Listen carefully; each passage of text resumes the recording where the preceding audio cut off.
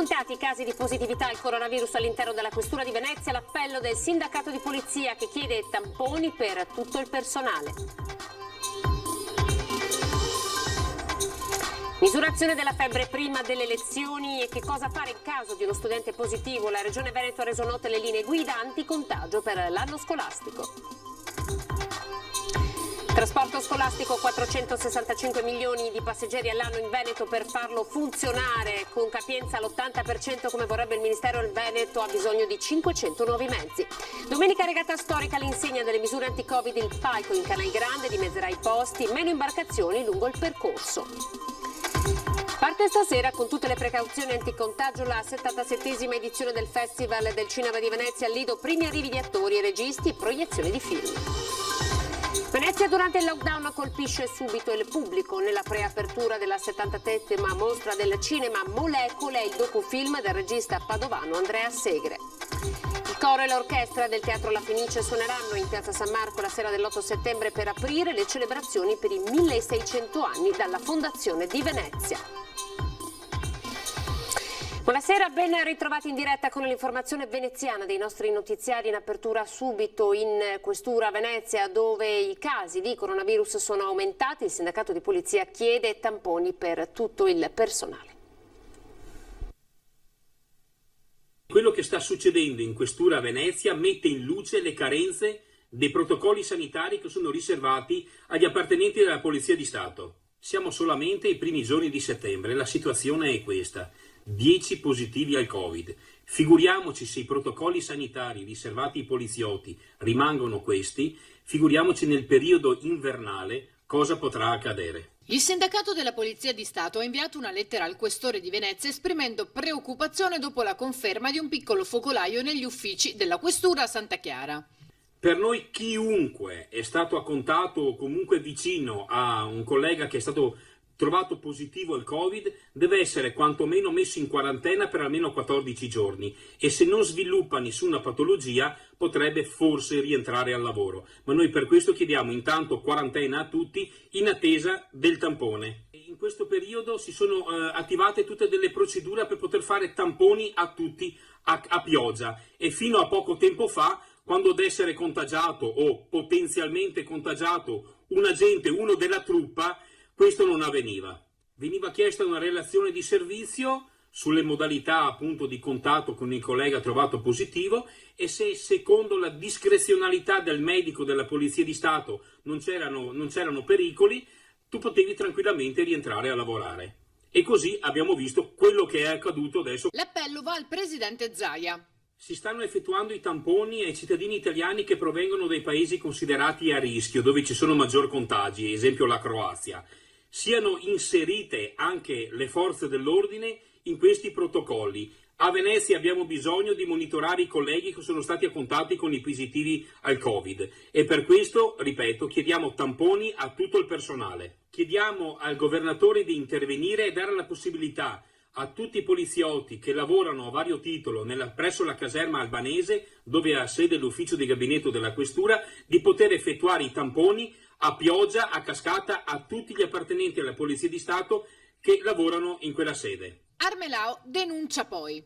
Siamo ancora in attesa di termoscanner. È da mesi che chiediamo di utilizzare i termoscanner in tutti gli uffici della provincia di Venezia, questura, commissariati e specialità.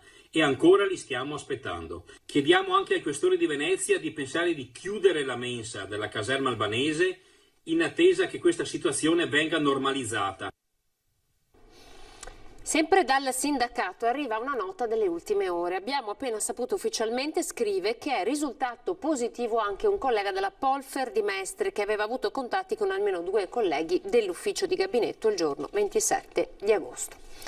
Siamo alle scuole, ecco le linee guida sono state presentate questa mattina durante la conferenza stampa convocata a Marghera, linee guida per genitori, medici e personale in caso di sintomi a scuola. Misurazione della febbre con termoscanner dai 0 ai 6 anni nell'istituto scolastico. Per gli altri, anche se fino ai 12 il Veneto vorrebbe imporre l'obbligo, ma su questo si sta discutendo con Roma, la temperatura andrà presa a casa secondo il patto di corresponsabilità firmato dalle famiglie con le scuole. Nel corso della conferenza stampa del presidente Zaia, l'assessore alla sanità ha illustrato le linee guida in caso lo studente presenti sintomi. Prima cosa, verranno individuate 2 figure, un addetto SISP, il Dipartimento di Sicurezza, e uno interno alla scuola che si interfacceranno per snellire e velocizzare le comunicazioni. Se prima di recarsi a scuola il bambino presenta dei sintomi, il genitore dovrà tenerlo a casa e consultarsi con il pediatra sul da farsi. Se invece i sintomi si presentano a scuola, ora si prevede che il bambino venga allontanato dalla classe con IDP di protezione, quindi mascherina chirurgica per il bambino, mascherina chirurgica per l'insegnante, l'operatore che lo allontana dalla classe. Viene momentaneamente sistemato in una stanza, insomma, da solo, isolato con l'operatore. Vengono chiamati i genitori, quindi quelle famose, insomma, leggende metropolitane che il SISP o chissà chi, insomma, rapiva il bambino, non esistono, insomma, perché vengono immediatamente chiamati i genitori, che lo porteranno dal pediatra o medico di famiglia per valutare se fare o meno il test rapido con esito in 10 minuti. Nel caso lo faccia, se risulta negativo si seguirà il normale decorso e il medico si adopererà per compilare successivamente il certificato di riammissione in classe. Se il bambino invece o l'alunno è positivo, allora viene subito contattato il SISP tramite i referenti, come dicevamo, e il SISP, quindi il Dipartimento di Prevenzione, fa l'indagine epidemiologica della classe e degli eventuali contatti che ha avuto questo bambino, nel senso ci sono delle figure di insegnamento trasversali, quindi anche queste figure di insegnamento trasversali. Quindi scatta il piano di sanità pubblica con i tamponi, quello che può essere appunto l'indagine epidemiologica, eccetera, e incascatano le misure. Ma qual è la novità? Che non viene chiusa la classe o l'intera scuola come era capitato, viene fatta l'indagine, viene accertata appunto se ci sono altri casi, poi si valuterà se ci sono altri casi, allora una chiusura insomma più importante. Nel caso in cui altri bambini risultino positivi, scatterà l'isolamento a casa per loro e i contatti più stretti, a partire dai familiari. Ed ora siamo al tema del trasporto. Sono 465 milioni di passeggeri in tutto il Veneto in un anno intero. Per far funzionare il trasporto pubblico, secondo le linee guida del Ministero, quindi con una capienza dell'80%, servono 500 mezzi in più.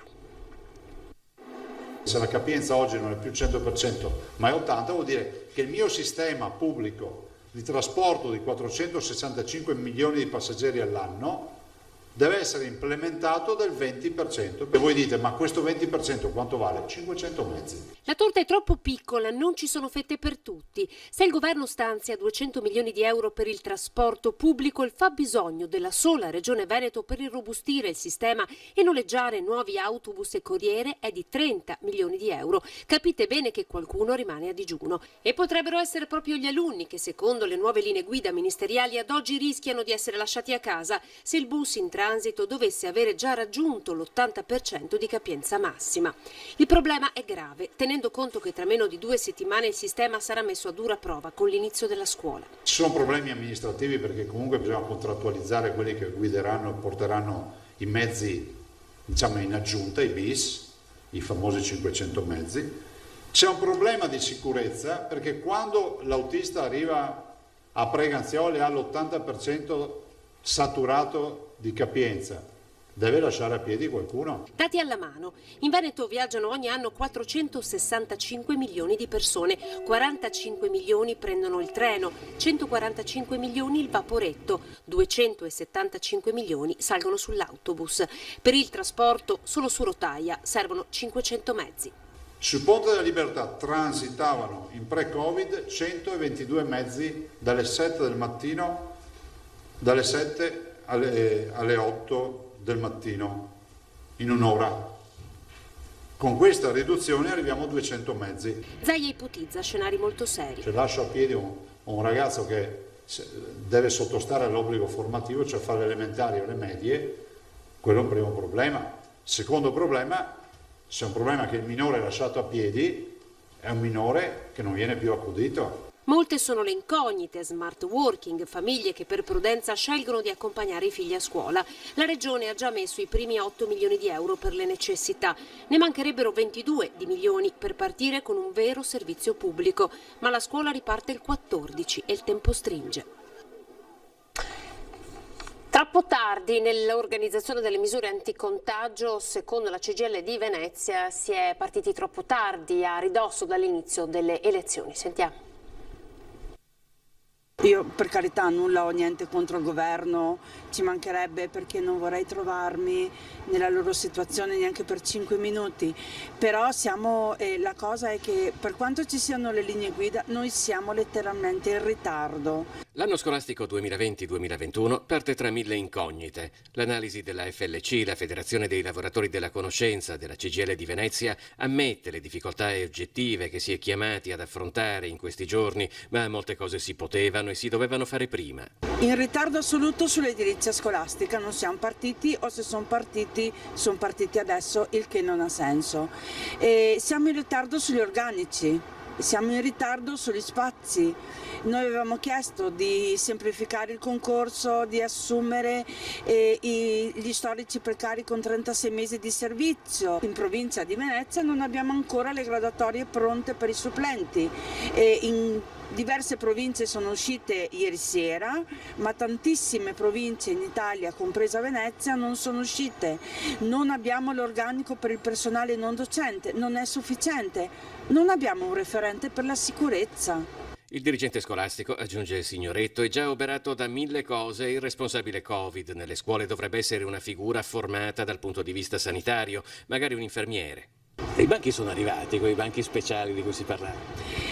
Guardi, io mi auguro che non arrivino mai. Si poteva, sì, logico, fa parte dell'edilizia scolastica, cambiare gli arredamenti, portarli ad essere in regola con la sicurezza. Ma le rotelle non le capisco, non ci arrivo, non capisco, non vedo il senso di questa situazione. Comunque in tante scuole sono arrivati gli arredi nuovi, fortunatamente non i banchi con le rotelle. Il Comune sta definendo i protocolli anti-Covid da adottare durante la regata storica di domenica. La macchina, il palco galleggiante in Canal Grande che ospita per tradizione, autorità e premiazioni dimezzerà i posti disponibili. Al vaglio poi la possibilità o meno di utilizzare le rive per seguire la competizione. Anche le imbarcazioni private ormeggiate lungo il percorso saranno contingentate. Ancora da decidere la partita relativa al corteo storico e alle imbarcazioni monumentali. Per l'edizione 2020 tornerà ad aprire la manifestazione dopo un intervento di restauro la Bissona Serenissima, l'imbarcazione storica con 18 rematori e figuranti in costume d'epoca.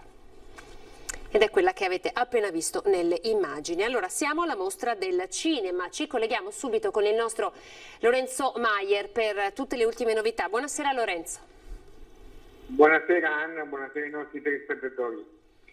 Allora, la mostra si è appena aperta, nel senso che è appena terminato il rito delle red carpet. Il rito delle carpet quest'anno, come sappiamo, è un red carpet diverso perché c'è un grande muro che impedisce gli assembramenti da parte dei fans, quindi un cerimoniale un po' più scarno, c'è molta responsabilità, un po' meno glamour, ma qui le cose stanno andando bene. Ora Anna Foglietta in Sala Grande sta tenendo a battesimo questa mostra. Grazie Lorenzo. Allora sentiamo subito l'intervista che tu hai realizzato con Alberto Barbera, che è il direttore appunto di questo appuntamento storico. Il festival sarà un festival con un po' diverso per le misure di sicurezza che bisognerà adottare e seguire rigidamente, mascherine tutto il tempo dentro e fuori le sale, distanziamento sociale eccetera, ma per altri versi sarà un festival come sempre, con tutti i rituali consueti, tappeto rosso, conferenze stampa, photocall, tantissimi buoni film, un programma in cui mancano quei 3 o 4 grandi film hollywoodiani a cui eravamo abituati, ma di grandissima qualità, perché sono arrivati film davvero da tutto il mondo. Il cinema non può rimanere bloccato ancora a lungo, bisogna ripartire, riaprire le sale, ricominciare a girare buoni film, e i festival non verranno meno nel loro impegno di sostegno, di promozione della cultura cinematografica e dell'industria del cinema di tutto il mondo. Sono naturalmente emozionato perché è un'edizione storica, senza precedenti, diversa da tutte le altre, spero unica. Spero che ci ritroveremo qui l'anno prossimo come spettatori o critici o giornalisti eccetera, senza le mascherine, senza dover vivere con la preoccupazione del virus, che ci auguriamo sia sconfitto una volta per sempre, e con un po' di orgoglio per essere i primi a ripartire dopo tanti mesi di confinamento, e mi auguro che il festival serva anche a questo, a dimostrare che si può fare. E prima di concludere, ecco un augurio per noi dalla madrina. Io vi auguro una bellissima mostra, vi auguro di godervela, di stare bene, protetti, distanziati, ma uniti davvero nel cuore. I sentimenti e l'energia, al di là delle mascherine, arrivano sempre. Con tutto il cuore, la vostra madrina, Anna Foglietta. Ciao amici di Antenna 3. Il film introspettivo del regista padovano Andrea Segre, protagonista della preapertura del festival, ha colpito molto il pubblico. Il regista ci racconta il suo significato. Intanto per questa sera c'è grande attesa per Lacci. Venezia, durante il lockdown, colpisce subito il pubblico nella preapertura della 77esima Mostra Internazionale d'Arte Cinematografica di Venezia. Molecole è il docufilm del regista padovano Andrea Segre, che spiega. Ho passato quel quasi mese e mezzo a Venezia nel lockdown, provando semplicemente a raccogliere appunti di un'esperienza di vita che sentivo poteva essere in qualche modo epocale, perché non era appunto prevedibile. Per il regista un'occasione preziosa. Aprire un dialogo con la città che altrimenti non era possibile. Indubbiamente negli ultimi anni Venezia è stata molto soffocata, era difficile poterla guardare negli occhi. Durante il lockdown è stato possibile. Che messaggio ne ha colto? Quello che mi sembra di aver capito è che Venezia non ha bisogno di essere protetta, ma ha bisogno di essere vissuta. C'è molta attesa per il film inaugurale di questa sera della mostra Lacci di Daniele Lucchetti. L'attrice emergente Linda Caridi, già pluripremiata con il Nastro d'Argento, ci racconta il suo personaggio. Il ruolo che interpreto in questo film è quello di Lidia, l'amante, che è, dalle parole del personaggio di Aldo, interpretato da Luigi Locascio, una giovane donna colorata e leggera, che in qualche modo porta nella sua vita il contatto col piacere di essere, di esistere. E questa cosa ovviamente provoca un grande terremoto in quella che è la famiglia di Aldo e Wanda. A poche ore dal ricevimento di apertura siamo andati a curiosare in cucina insieme all'executive chef dell'Eccelsior, Damiano Brocchini. La cena sarà servita in Sala Stucchi per circa 300 invitati rispetto ai circa 1200 degli anni scorsi nella tensostruttura in spiaggia. Circa 300 invitati, 18 cuochi ai fornelli per preparare la cena. Lui è Damiano Brocchini, toscano, executive chef dell'Hotel Excelsior, il regista del ricevimento di apertura della 77esima Mostra Internazionale d'Arte Cinematografica di Venezia. Il film finirà verso le 21:45, quindi siamo fiduciosi di iniziare la serata di gala di apertura verso attorno alle 22:30. Quest'anno direttamente in Sala Stucchi, le persone saranno molto meno, gli invitati, non più sui 1200-1300 degli anni passati, ma quest'anno il numero massimo si aggira sui 300 invitati, quindi attualmente siamo più sui 250. Per mantenere appunto il distanziamento, quindi la Sala Stucchi è la sala più importante, più grande dell'Hotel Excelsior, quindi ci sono, diciamo, le metrature per fare un banchetto di quella portata. Il Covid cambia il cerimoniale. anche delle celebrità a tavola, eliminato il buffet. Ma già dall'apertura dell'11 luglio non abbiamo più fatto nessun tipo di buffet, abbiamo quindi studiato una ristorazione a finger food pass around, quindi abbiamo fatto piccole portate sia di primi piatti che di secondi piatti da poter confezionare in monoporzione, anche per quanto riguarda i coffee break, che sono una parte molto importante per la mostra del cinema. In anteprima vi svegliamo il menù di stasera. Avremo un gazpacho di piselli con il baccalà mantecato e una polvere di olive croccanti taggiasche. E di secondo avremo la catalana di gamberi reali del Mediterraneo e poi per finire avremo una sorpresa, diciamo il dolce lo lasciamo scoprire direttamente. Sarà un concerto del coro e dell'orchestra del teatro La Fenice in Piazza San Marco ad aprire i festeggiamenti e le celebrazioni per i 1600 anni dalla fondazione di Venezia. Alle 20:30 martedì 8 settembre la musica della Fenice risuonerà in un omaggio al grande repertorio italiano interpretato dai due direttori Daniele Callegari e Riccardo Frizza. Il soprano Claudia Pavone, il tenore Piero Pretti, tra le voci più acclamate del panorama lirico contemporaneo saranno le voci soliste di un programma musicale che spazierà dalla musica di Giuseppe Verdi a quella di Giacomo Puccini. Presente nel programma musicale anche Gioacchino Rossini, che con Venezia ha avuto un rapporto privilegiato. Ed è tutto per questa edizione del notiziario di Venezia. Tra pochissimo tutte le notizie che arrivano dalla Marca Trevigiana. Io vi lascio alle previsioni del tempo. Arrivederci.